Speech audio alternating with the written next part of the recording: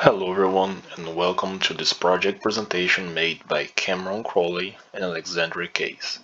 So our project title is Improving FDM 3D Printers Print Quality. So what is an FDM 3D printer? FDM or Fused Deposition Modeling is a 3D printing method in which plastic material is pushed through a hot nozzle that melts it and deposits this molten plastic in a desired location so that it cools down and solidifies in such place. This hot nozzle is fixed on a moving head that can travel in 3 dimensions with great accuracy. This allows for intricate designs to be made in a layer fashion pattern, where one layer is built on top of the previous one. And after hundreds or even thousands of them, anything imaginable can be created.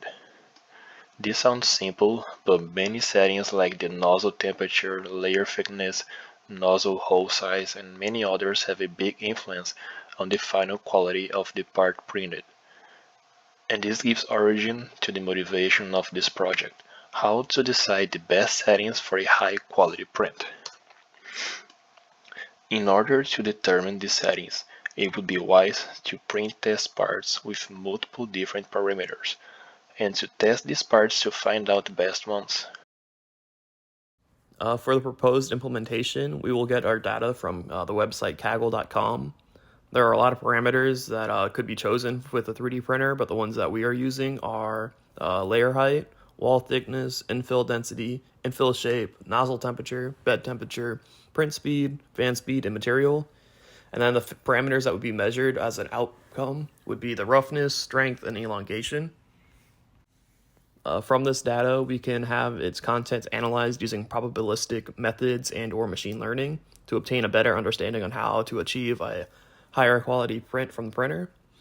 Our first step would be to get the regression of all the parameters compared to each other. This would show us the correlation between the parameters.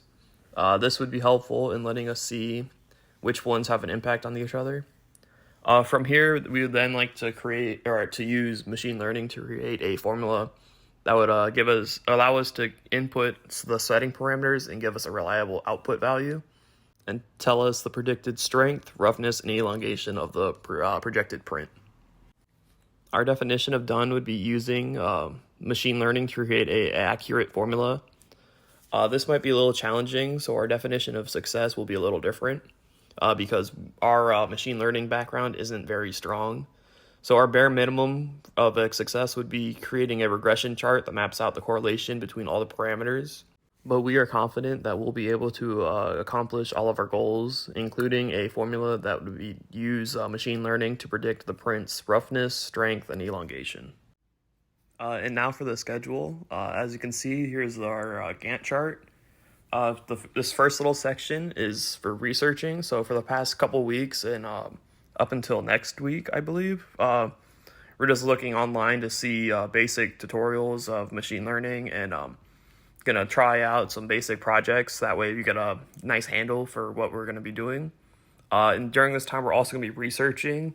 So looking online, seeing what else we can find on machine learning that pertains to our project. The next section would be to start working on the project. This would last from September 26th all the way until the end of the semester. So the first week, we would be just creating the code to go through the data set.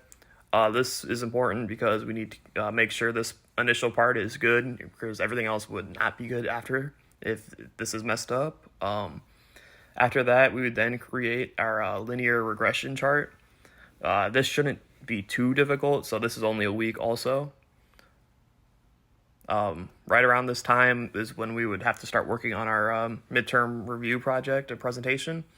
So we would have to create slides and practice the presentation. I gave us a week and a half to do this, because it shouldn't be too hard or too long to do. Once this is over, we would go back to working on our project. At this point, we should be creating our machine learning code. I gave us 5 or 6 weeks to finish this part because this is the most important part and would be the hardest. So we want to make sure we have plenty of time to figure this out. In this part, we should be creating 3 different codes. That way, one produces the elongation factor, One produces roughness and one does the strength of the print. So once we get one done, the rest should be pretty easy to follow, the first example.